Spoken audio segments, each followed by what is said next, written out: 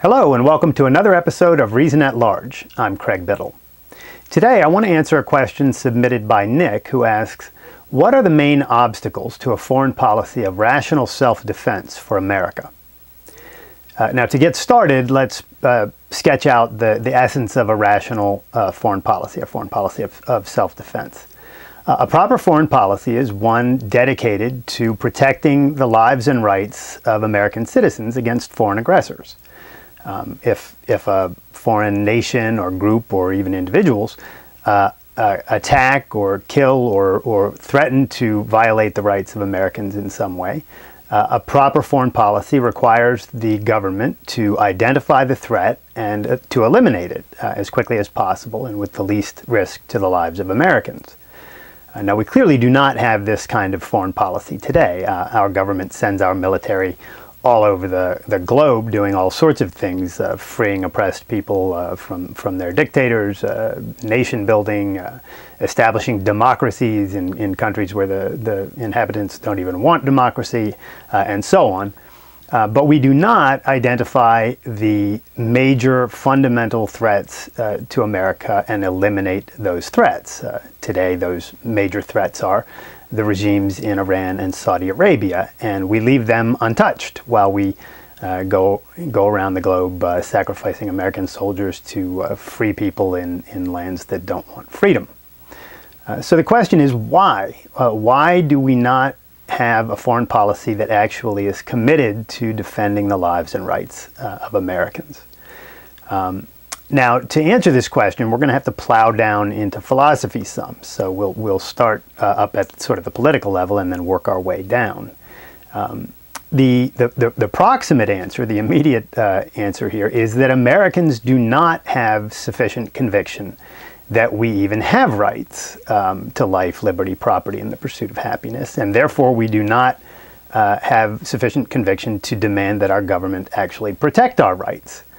If we did have that conviction, if we really understood fully and believed fully that, look, we have rights to life, liberty, property, and the pursuit of happiness, and the proper purpose of government is to protect those rights, Americans would require our government to do that. We do, after all, elect our representatives and our president, and so we do have the power ultimately to say to them, look, you're going to protect our rights or we will find other representatives. But we don't do that. Instead, we continue to elect presidents and congressmen who have no interest in upholding our rights in the sense of a military that actually protects the lives and rights of Americans. So why is it that we don't have the conviction that we have rights and therefore the conviction to require our government to protect them? And the answer to this is somewhat complex. I'm going to try to simplify it here. It's basically bad philosophy. Americans have accepted bad philosophic ideas for long enough and have accepted them widely enough throughout the culture that we have lost conviction that we have rights. Now, the three bad elements of philosophy, the three bad philosophies involved here are altruism, subjectivism, and religion. And I want to talk about each of these and how it saps the conviction that we have rights and therefore leads Americans to be lackadaisical about demanding that our government actually protect our rights. We'll start with altruism. For more than 100 years, Americans have been awash in a tsunami of anti-rights philosophy. It includes the positivists, Auguste Comte, the guy who coined the term altruism, who properly identified the fact that altruism, the morality that holds that being moral consists in self-sacrificially serving others, and that you have a duty to live for other people, that morality, Comte pointed out, is completely incompatible with the idea of rights. And so if altruism is true, then the whole concept of rights has to be completely put away, as Comte put it. Following Comte came the utilitarians, who basically said the same thing. They held that what's morally good is what's good for the greatest number, the greatest good for the greatest number, or the greatest happiness for the greatest number. And if that's the moral standard, then obviously individuals can't have rights. And they basically agreed with Comte, being moral consistent, sacrificing for the group, and so individuals can't have rights. Then came the so-called progressives in America, who created all sorts of ersatz rights, rights to goods and services, rights to food, clothing, shelter, medical care, and all of that.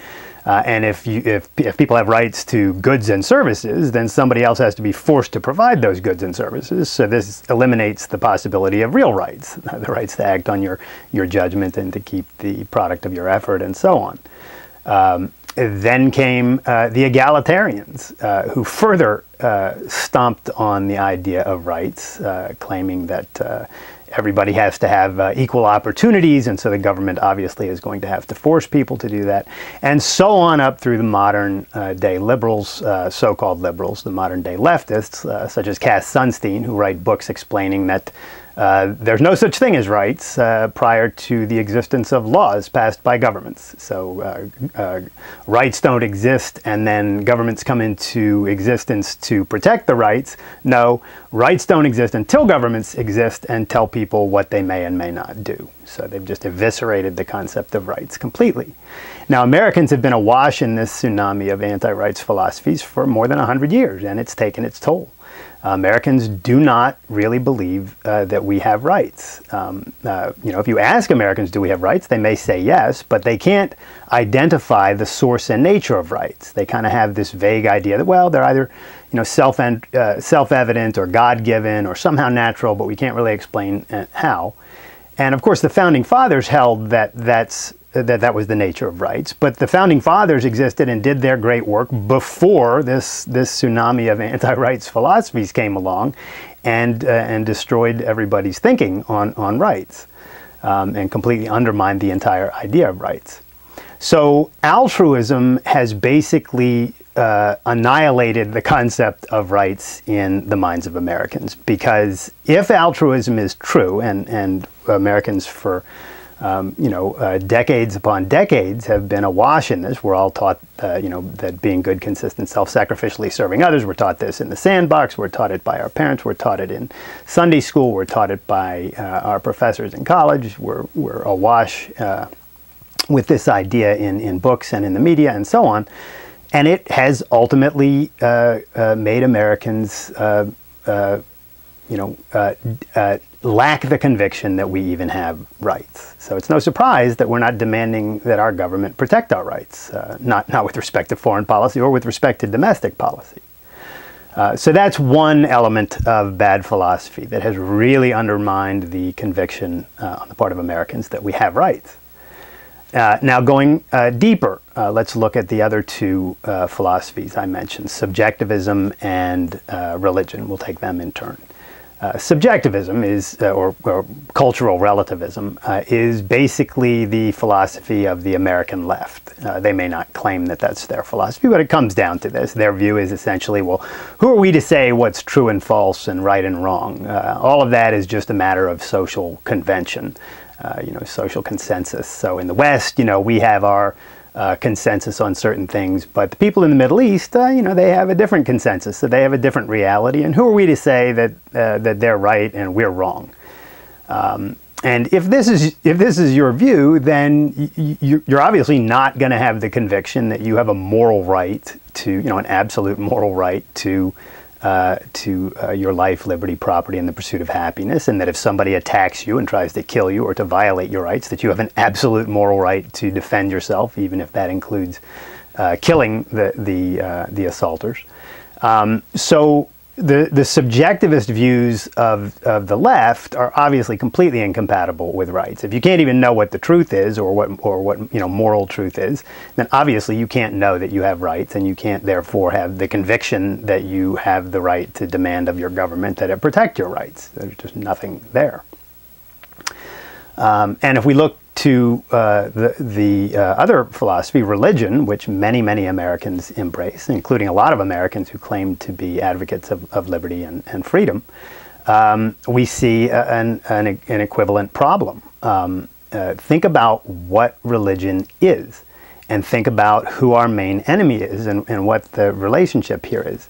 Our main enemy today, again, is the Islamic states that take Islam seriously and seek to either convert or kill unbelievers. The regimes in Iran and Saudi Arabia primarily, and then their henchmen, terrorist groups such as Al-Qaeda, who do the dirty work for them.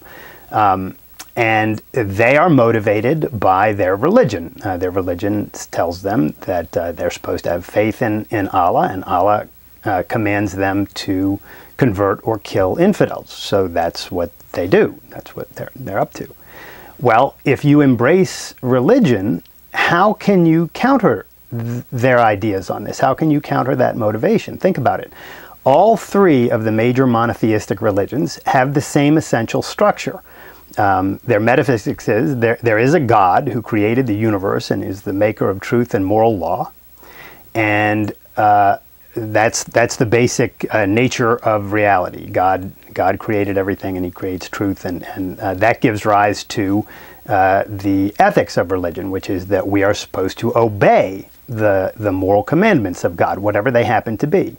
And then how do we know all of this according to religion? Well, we know by means of faith, by accepting the ideas in the absence of evidence in support of the ideas. That's what faith is. If you accept ideas on the basis of evidence, then you're accepting them by means of reason. If you accept them in the absence of evidence, that's what faith is. That's why we have that concept. So the epistemology of religion is faith, and the idea is that faith is the means to the really important kinds of knowledge. Knowledge about right and wrong, good and bad, what we should and shouldn't do, and knowledge of things such as does God exist or not. So the way that we know that God exists, according to religion, is by faith, and the way that we know that His commandments must be obeyed is by means of faith, and so on. Well, if you accept those ideas, how can you possibly say to a Muslim that he's wrong in wanting to convert or kill you? He's just going to say, well, look, my faith tells me that Allah exists and that Allah wants me to convert or kill infidels, so that's what I'm going to do. And if faith is a means of knowledge, then faith is a means of knowledge. If a person knows the important moral truths by means of non-evidentiary, acceptance, then there's no getting around the fact that you can't even say to a Muslim that he's wrong. He just says, I have faith that I'm right, therefore I have knowledge that I'm right.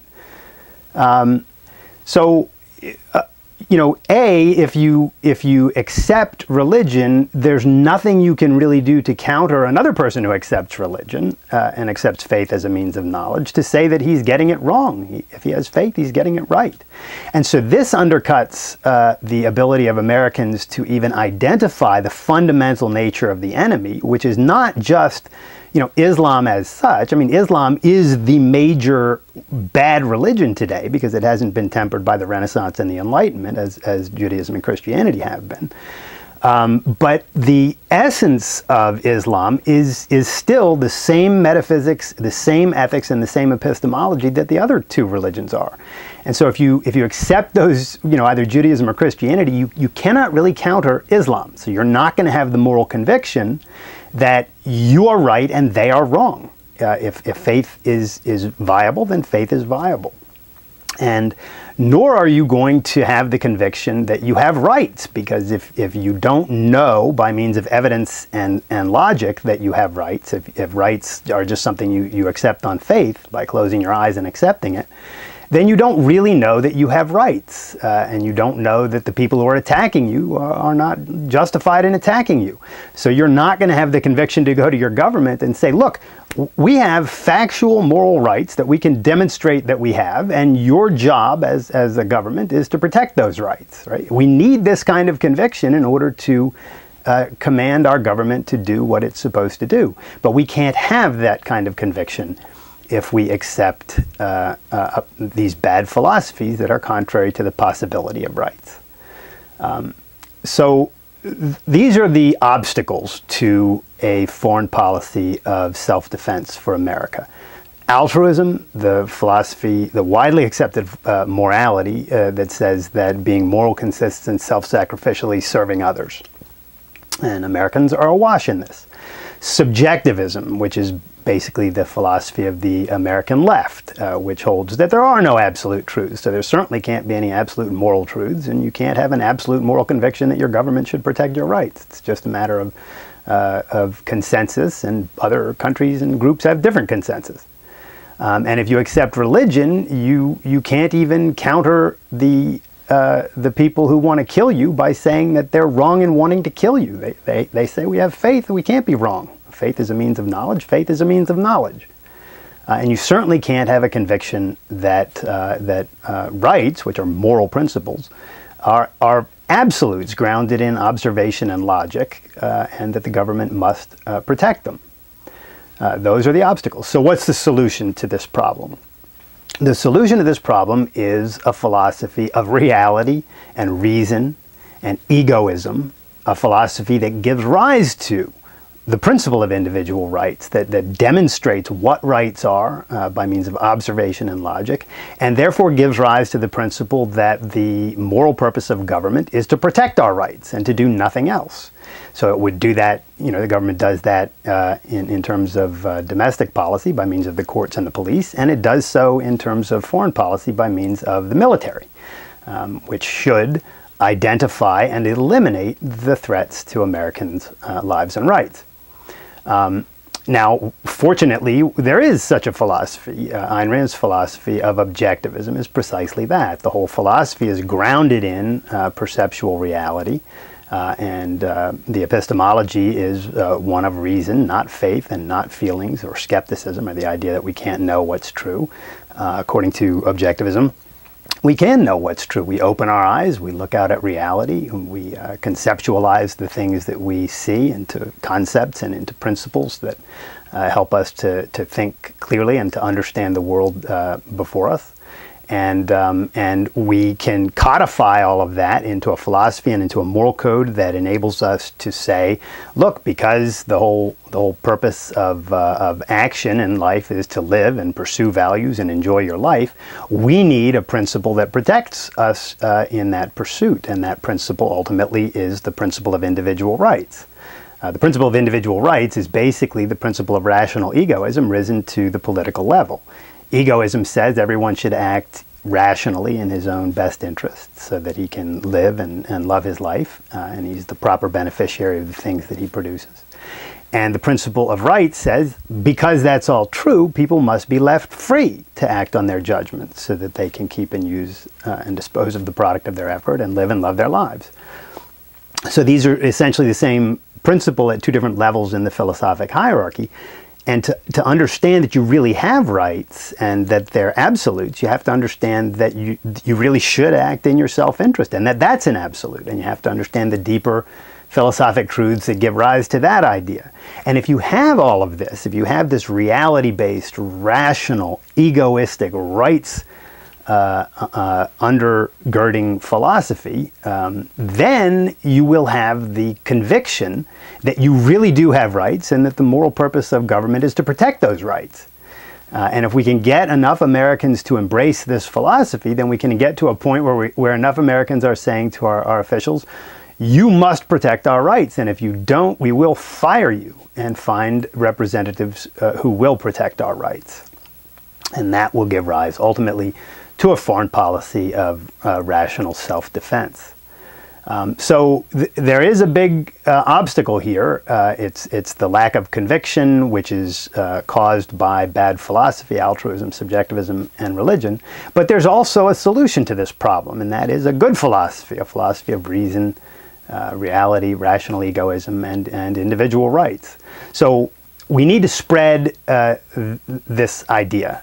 We need to spread understanding of the proper philosophy, and we don't have to reach everyone. We don't have to get everyone in the country to agree with this philosophy.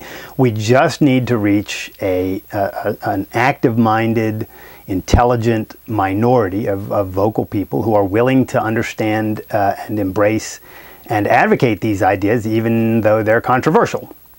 And we're gaining more and more people into this set of ideas over time, and we just need to keep that up, and we can over time solve this problem. So I don't want to sound too grim here. There is a big obstacle, but there's a solution, and we have it. We just have to embrace it. So join the small minority of people who are studying and understanding and advocating these ideas, and help us turn this country around and get it back moving in the direction of a rights-respecting republic with a strong foreign policy of self-defense. That's where we want to go. Let's do it. That's it for today's episode of Reason at Large. If you have a question you'd like me to address in a future episode, please email it to me at cbiddle@theobjectivestandard.com. For additional commentary from an objectivist perspective, visit our website, theobjectivestandard.com, where you'll find TOS blog, which is our daily commentary, and our quarterly journal, which is called The Objective Standard, which is behind a paywall, but it's a very inexpensive subscription. It starts at $29 a year, and that gives you access not only to the current material, but to all back issue content as well. And there's a money-back guarantee, so if you don't like it, you let us know. We'll refund your money.